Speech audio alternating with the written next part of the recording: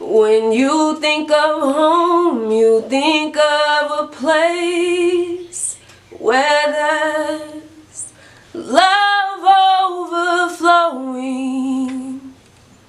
Yet when I think of home, I think of a place where love can only exist with them not knowing. Now, fighting for far too long, I eventually met a stalemate, and I guess I'm still stuck on how you can live with me being a grown man's jailbait, yet you die at the thought that I live in a path that disables me to think straight. So I'm an abomination. God looks at me and cries, and maybe that's why I hate this rain, because all this time I'm looking up to him, he's looking down at me, and I know I'm the one that you despise, but tell me, how could this rain be God's way of saying no, yet at the end of the storm he smiles in what forms?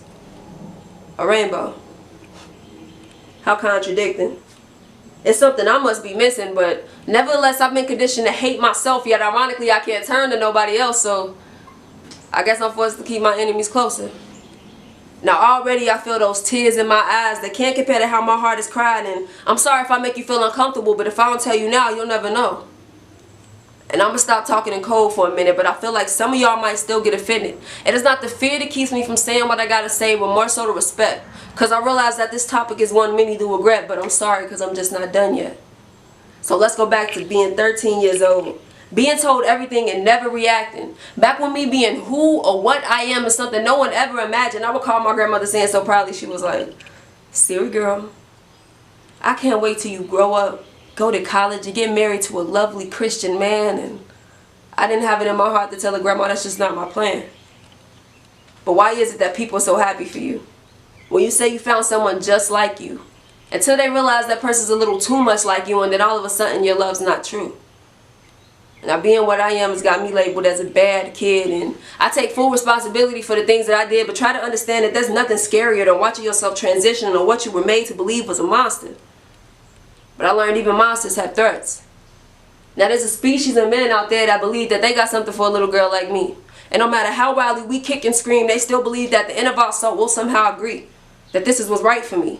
So here comes the late nights without sleep, followed by dreams and stories untold how a grown man penetrated an innocent soul. What was once warm and beaten, now just a cold black home in a wall that she called home. And you know your looks hurt too. To see you scrunch your face at me because I don't want to live like you. Using my life as your punchline, and I don't know why, but I'm going to ask one last time if me being human ever crossed your mind. But it couldn't have. Because you judge me regardless, and I may appear heartless when I say those mirror rehearsed lines like, "I don't need you." And yeah, you're pretty ignorant, but even you knew that wasn't true, so now I gotta ask, how could you?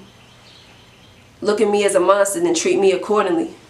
All these feelings made from self-made lies, that sick feeling you say I give you inside, and if my life really has ever made you cry, well, I curse every tear that has fallen from your eye. But see, I apologize because unlike you, I know I don't mean it. I guess I'm just sorry because I thought the purpose of unconditional love is that nothing could ever come between it. All I am is all I've ever wanted to be, and that's happy. And it's just crazy because I remember the days when that's all you ever wanted for me. But now you're just another threat. Now worst of all, many of us attempt and succeed to put ourselves in a permanent sleep so we can dream about the life we wanted, uninterrupted by people who couldn't accept us for the way we wanted to be. So every night I pray that my predators don't reach me, resulting in the worst kind of tragedy, because a young life cut short is a sad thing. And all of this, that until this day have remained unknown, is my personal, lyrical tour of a place that I call home. Cause when you think of home, you think of a place where there's love overflowing. Yet when I think of home, I think of a place where love can only exist with them not knowing. And so they don't.